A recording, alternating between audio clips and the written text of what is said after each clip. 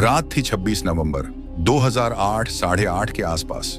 अचानक सीएसटी के मंच पर एक तेज सी आवाज आई और फिर अजमल कसाब और उसका साथी अंधाधुंध फायरिंग शुरू कर देते हैं। पर यह कहानी गोलियों से शुरू नहीं हुई। ये कहानी शुरू हुई 7 साल पहले एक स्कूल की क्लासरूम से, जब दो लड़के बने दोस्त। एक डॉक्टर बनने चला गया, दूसरा दुनिया का सबसे खतरनाक आतंकवादी बन गया। एक का दिमाग, दूसरे का हाथ। इन दोनों ने मिलकर वो हमला प्लान किया जिसने मुंबई को 60 घंटे तक नर्क बना दिया। लेकिन ये बात कम लोग जानते हैं कि इस हमले की तैयारी 7 साल पहले शुरू हुई थी। एक आदमी अमेरिकी पासपोर्ट लेकर मुस्कुराते हुए कैमरा घुमाता रहा और हमले के हर रास्ते, हर दरवाजे, हर छत, हर खिड़की, सबका नक्शा पाकिस्तान भेजता रहा। और दूसरी तरफ पाकिस्तान के कैंप में 10 लड़कों को सिखाया जा रहा था कैसे एक शहर को 60 घंटे तक बंदूक की नोक पर रखा जाता है। 4 दिन समुद्र में, एक फिशिंग बोट हाईजैक और मुंबई के तट पर 26 नवंबर की रात ये 10 साए उतर गए। इनमें से सिर्फ एक जिंदा बचा और उसकी जुबान ने पूरी दुनिया को हिला दिया। कौन था वो? कैसे ट्रेनिंग हुई? अटैक की प्लानिंग कहां हुई? और डेविड हेडली ने भारत को कितनी देर तक धोखा दिया? आज आप 26 नवंबर की वो कहानी देखेंगे जो किताबों में नहीं बल्कि खून, आग, धुआं और धोखे में लिखी गई थी। साल था 1971। पाकिस्तान के शहर हसन अब्दाल में एक छोटा सा मिलिट्री कॉलेज था, कैडेट कॉलेज हसन अब्दाल। वहीं पढ़ते थे 2 लड़के, तहव्वुर हुसैन राणा और दाऊद सैयद गिलानी। दोनों में बहुत गहरी दोस्ती थी। दोनों का सपना था कि देश की सेना में जाकर कुछ बहुत बड़ा करें। तहव्वुर राणा बहुत डिसिप्लिन लड़का था, पढ़ाई में तेज और हमेशा यूनिफॉर्म में एकदम परफेक्ट। दूसरी तरफ दाऊद गिलानी थोड़ा अलग था। उसका लुक भी अनयूजुअल था। उसका रंग गोरा था, उसकी एक आंख भूरी थी और दूसरी आंख नीली। पाकिस्तान जैसे देश में ऐसा लुक बहुत रेयर था। लोग उसे देखकर अक्सर कहते थे, ये तो पाकिस्तानी लगता ही नहीं। दरअसल उसकी मां अमेरिकन थी और उनका नाम एलिस सेरिल हेडली था। उनके पिता पाकिस्तान के सीनियर ब्यूरोक्रेट सैयद सलीम गिलानी थे। उनके पेरेंट्स की शादी तो पाकिस्तान में हुई थी, लेकिन बाद में तलाक हो गया। उसकी मां वापस अमेरिका चली गई और दाऊद बचपन में अपने पिता के साथ पाकिस्तान में रहा। 7 साल की उम्र तक वो पाकिस्तान में रहा, लेकिन 1977 में जब उसके पिता ने उसे अमेरिका भेज दिया तो वो अपनी मां के पास फिलाडेल्फिया जाकर बस गया। यहीं से उसकी जिंदगी ने नया मोड़ लिया। अमेरिका में उसने पढ़ाई तो की, लेकिन धीरे धीरे गलत संगत में पड़ गया। ड्रग्स पार्टीज और स्मगलिंग का हिस्सा बन गया। 1980 और 1990 के बीच वो कोकेन और हेरोइन के बिजनेस में पूरी तरह इन्वॉल्व हो गया। 2 बार FBI ने उसे गिरफ्तार किया, लेकिन हर बार किसी न किसी तरह वो छूट गया। वो बहुत स्मूथ टॉकर था, दिखने में एजुकेटेड, बात करने में चार्मिंग, लेकिन अंदर से खतरनाक। इसी बीच तहव्वुर राणा का करियर भी आगे बढ़ गया। वो पाकिस्तानी आर्मी मेडिकल कोर्प्स में गया, डॉक्टर बना और बाद में एक कैनेडियन सिटीजन से शादी करके कनाडा शिफ्ट हो गया। वहां उसने इमिग्रेशन और वीजा कंसल्टेंसी का बिजनेस शुरू किया, फर्स्ट वर्ल्ड इमिग्रेशन सर्विसेज, जिसकी ब्रांचेस टोरंटो, न्यूयॉर्क और शिकागो जैसे बड़े शहरों में थीं। दूसरी तरफ दाऊद गिलानी की जिंदगी गिरती जा रही थी। उसका ड्रग बिजनेस कोलैप्स हुआ, केसेस बढ़ने लगे और वो डिप्रेशन में चला गया। लेकिन 2001 में उसकी जिंदगी में एक ऐसा मोड़ आया जिसने पूरी कहानी बदल दी। उस साल उसने कांटेक्ट किया पाकिस्तान के एक रिलीजियस ग्रुप से, लश्कर-ए-तैयबा, जिसका फाउंडर था हाफिज मोहम्मद सईद। उस वक्त हाफिज सईद ऑलरेडी भारत पर कई अटैक्स कर चुका था और उसके टारगेट लिस्ट में नया शहर था मुंबई। दाऊद गिलानी के लिए यह नया रास्ता था। वो पाकिस्तान गया और वहां हाफिज सईद और जक्की उर रहमान लखवी से मिला। हाफिज सईद ने उससे कहा, तुम हमारे लिए बहुत यूजफुल साबित हो सकते हो। और सच में गिलानी का अमेरिकन लुक, फ्लुएंट इंग्लिश और ड्यूअल बैकग्राउंड लश्कर के लिए गोल्ड माइन था। 2002 में उसे लश्कर के मुरीद के ट्रेनिंग कैंप बुलाया गया। ये लाहौर के बाहर लश्कर-ए-तैयबा का हेडक्वार्टर था। यहाँ उसने इंट्रोडक्टरी ट्रेनिंग ली, जिसे वो दावत बोलते हैं। इसमें उसे आइडियोलॉजी सिखाई गई कि इंडिया, इजराइल और अमेरिका उनके दुश्मन हैं। इसके बाद एडवांस ट्रेनिंग के लिए उसे मुजफ्फराबाद, जो कि पीओके में पड़ता है, वहां भेजा गया, जहां लश्कर का मेन मिलिट्री कैंप था, बैतुल मुजाहिदीन। यहीं से वो लश्कर की कोर आइडियोलॉजी और प्लानिंग का हिस्सा बन गया। 2002 से 2003 तक उसने पाकिस्तान के 5 दौरे किए, फरवरी, अगस्त, अप्रैल, अगस्त और दिसंबर।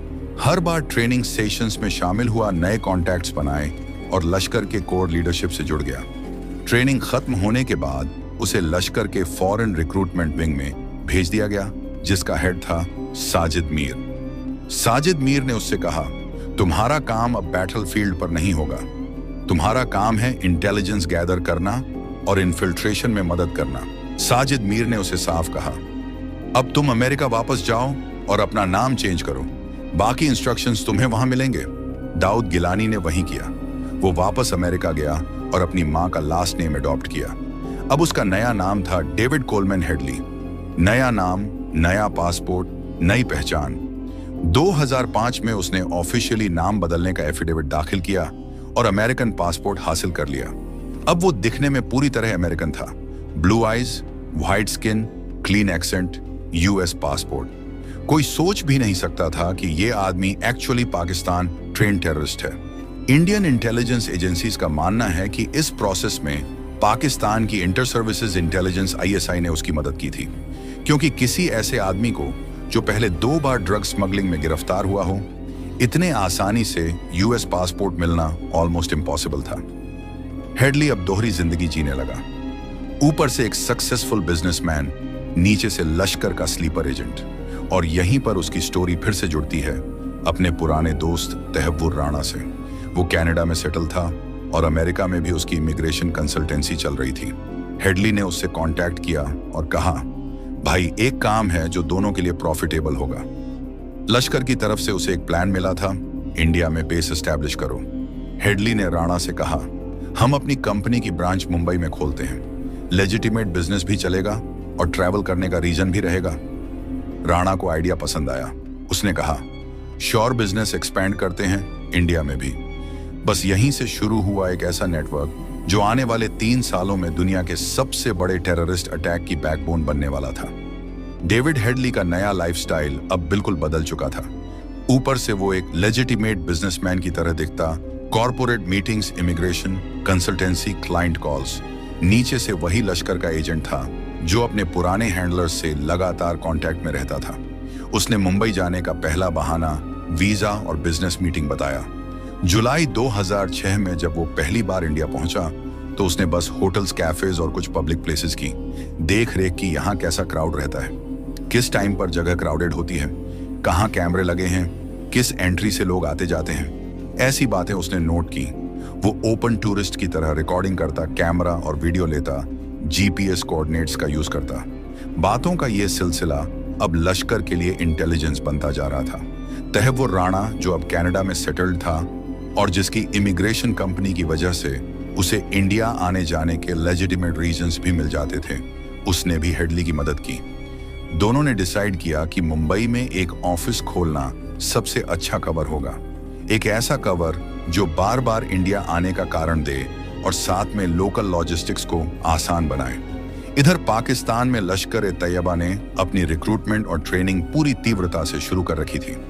उस वक्त के रिकॉर्ड्स और बाद के इंटरोगेशंस में जो सच सामने आया, उससे पता चला कि लश्कर ने उन लड़कों की स्क्रीनिंग बड़े पैमाने पर की। गरीबी, बेरोजगारी, पारिवारिक सूना होना और अक्सर छोटी सी क्रिमिनल हिस्ट्री, ऐसे युवाओं को चुनना आसान था। कुल मिलाकर 27 से ज्यादा नाम सामने आए, लेकिन आखिर में उन तमाम नामों में से सिर्फ 10 लड़के फाइनल हुए, वो 10 जिनको समुद्री रूट से भेजा गया। उनमें से एक का नाम अजमल आमिर कसाब था।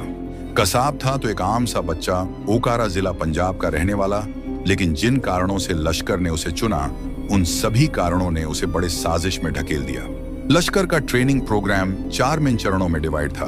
पहला था दौरा ए सफा, दूसरा दौरा ए अम्मा, तीसरा दौरा ए खासा और चौथा दौरा ए रिबात।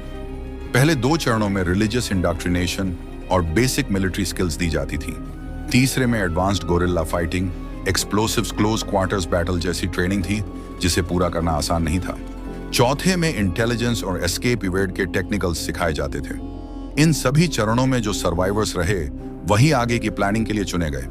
ट्रेनिंग इतनी कड़ी थी कि कई लोग बीच रास्ते में ही निकल गए। इमोशनल स्ट्रेस, फिजिकल टॉर्चर और कठिन दिनचर्या ने बहुतों को तोड़ दिया। प्रशिक्षण के इंस्ट्रक्टर्स में कुछ ऐसे लोग थे जिनके नाम बाद की जांच में बार बार आए, हाफिज सईद, ज़कीउर रहमान लखवी और कुछ कमांडर्स। ट्रेनिंग में उनको यह सिखाया गया कि कैसे एक बड़े शहर में घुसकर मैक्सिमम डैमेज करना है, कैसे किसी भी भीड़ में ब्लेंड कर लेना है, और सबसे अहम बात, अगर कुछ गलत हो जाए तो किस तरह बच निकलना है। इन सब बातों का फाइनल आउटपुट यही था कि एक बड़ा कोऑर्डिनेट मल्टी साइट अटैक को अंजाम दिया जाए। अजमल कसाब और बाकी 9 लड़कों का सिलेक्शन होने के बाद उन्हें पाकिस्तान से कराची तक सीक्रेट ट्रेन से लाया गया। कराची के निकट अजीजाबाद इलाके में उन्हें कुछ हफ्तों तक रखा गया और वहां से उनकी समुद्री ट्रेनिंग शुरू हुई। इस समुद्री ट्रेनिंग में उन्हें सिखाया गया कि छोटी नाव से कैसे ऑपरेट करना है, कैसे मछलियों की तरह नाव चलानी है, कैसे कोस्ट लाइन पढ़नी है, यानी बेसिक सीमैनशिप। साथ ही उन्हें वीडियो दिखाकर उन इंडियन जगहों के विस्तृत शॉट्स और एंट्री एग्जिट पॉइंट्स बताए गए जो बाद में टारगेट्स बनेंगे। इन टेप्स और फोटोज को लश्कर के सेंट्रल प्लानिंग सेल ने कैटेगोराइज किया कि कौन सी टीम किस टारगेट पर जाएगी, किस रूट से जाना है, किस तरह की डिस्गाइजेस लेनी है। लश्कर ने 5 टीम्स बनाई। हर टीम में 2-2 लोग थे। दोनों का जोड़ा बड़ी सिस्टम के हिसाब से रखा गया ताकि एक पार्टनर मारा जाए तो दूसरा कुछ कर सके। अजमल इस्माइल की जोड़ी इनमें से एक थी। उन 10 फाइनल कैंडिडेट्स में से एक को टीम का लीडर भी चुना गया, जिसे कहा गया कि वह ओवरऑल कोऑर्डिनेशन देखेगा। फाइनल लिस्ट में इन 10 लड़कों के रियल एड्रेसेस, फैमिली रिकॉर्ड्स और छोटे छोटे क्रिमिनल मामलों को स्क्रब करके उन पर ध्यान दिया गया ताकि कोई ऑब्वियस सरकारी बैकग्राउंड चेक में फेल ना हो। नवंबर का महीना आता है और लश्कर लीडरशिप हमले की तारीख तय करने लगती है। शुरू में कुछ तारीखें फिक्स हुई, लेकिन इंटेलिजेंस लीक्स और इंटरनल सिक्योरिटी कंसर्न्स के चलते कुछ तारीखें बदलती रहीं।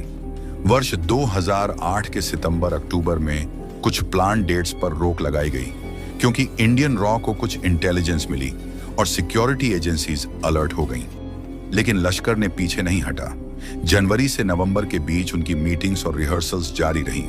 अंततः डिसीजन हुआ कि लेट नवंबर का महीना ठीक रहेगा क्योंकि उस समय कम विजिबिलिटी और कई लॉजिस्टिक एडवांटेजेस थे।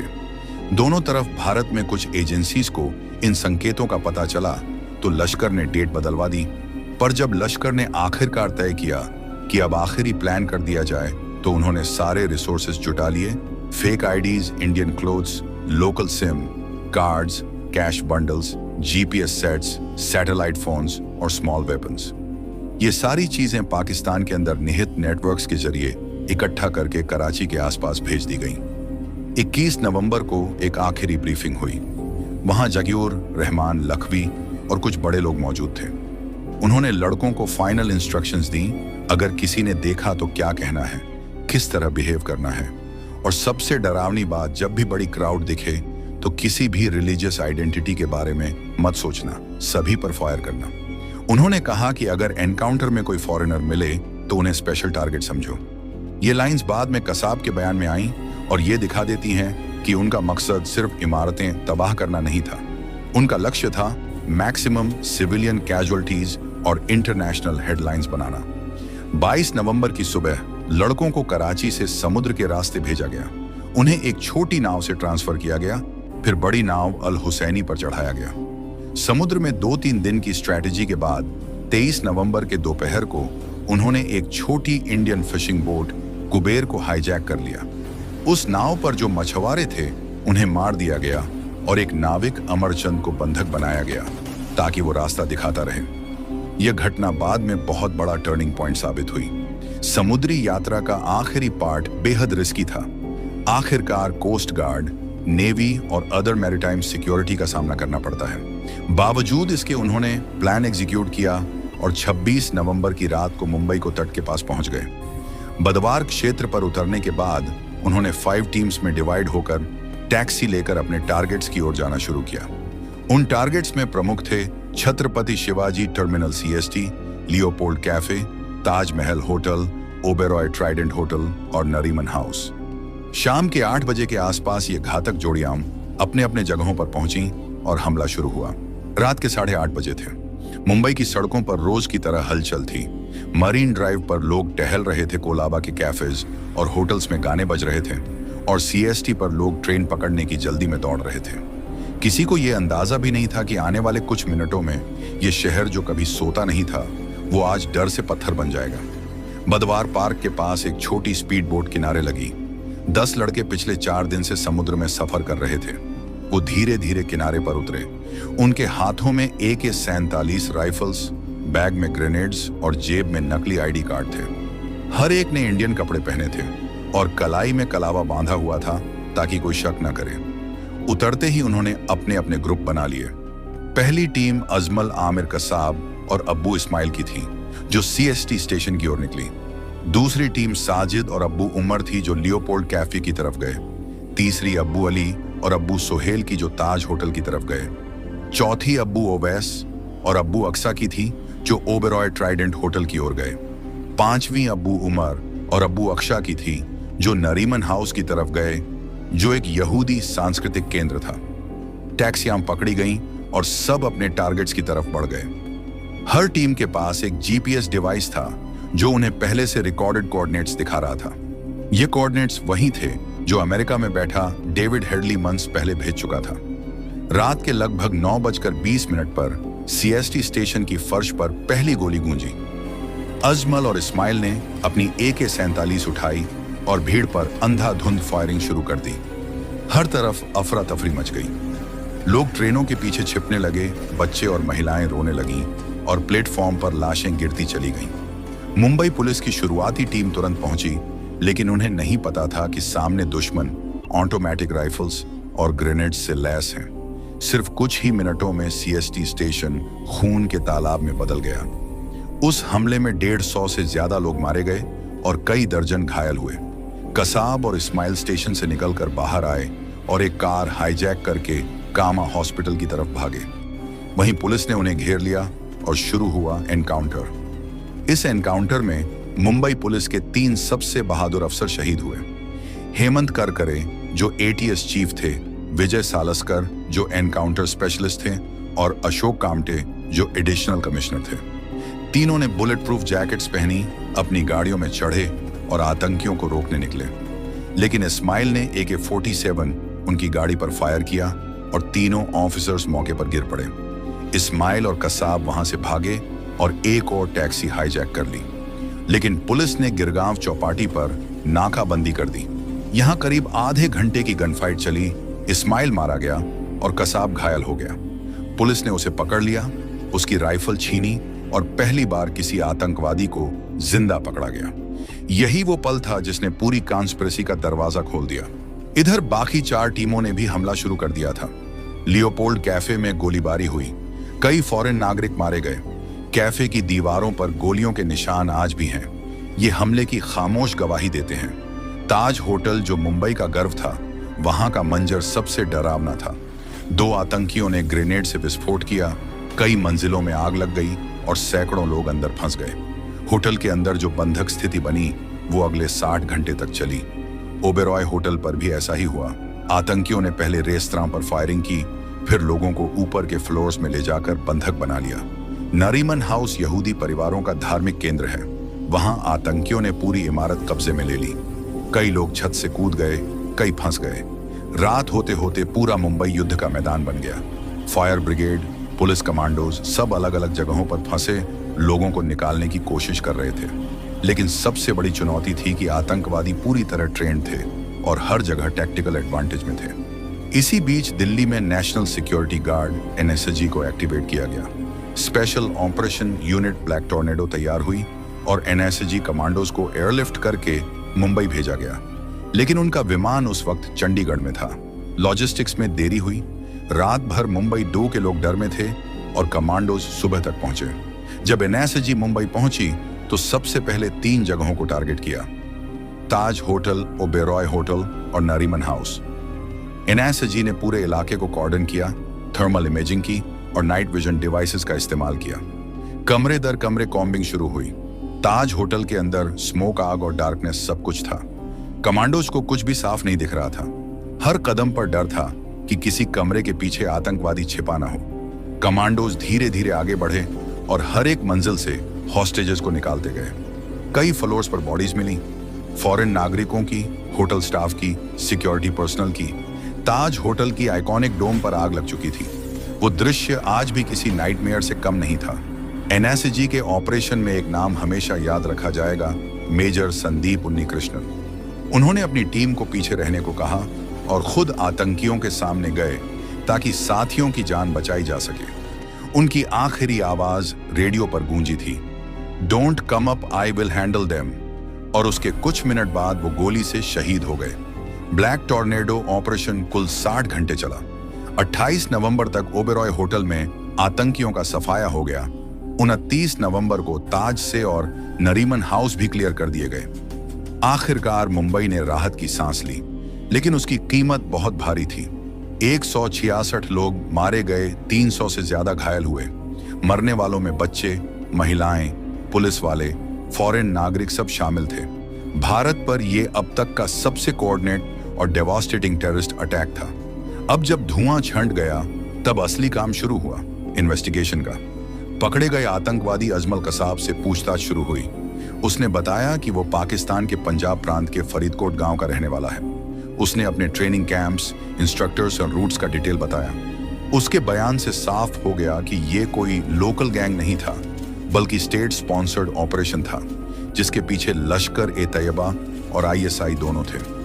साथ ही जो जीपीएस डिवाइसेस, सैटेलाइट फोन्स और फेक आईडीज बरामद हुए, उनके डेटा से पाकिस्तान कनेक्शन कंफर्म हो गया।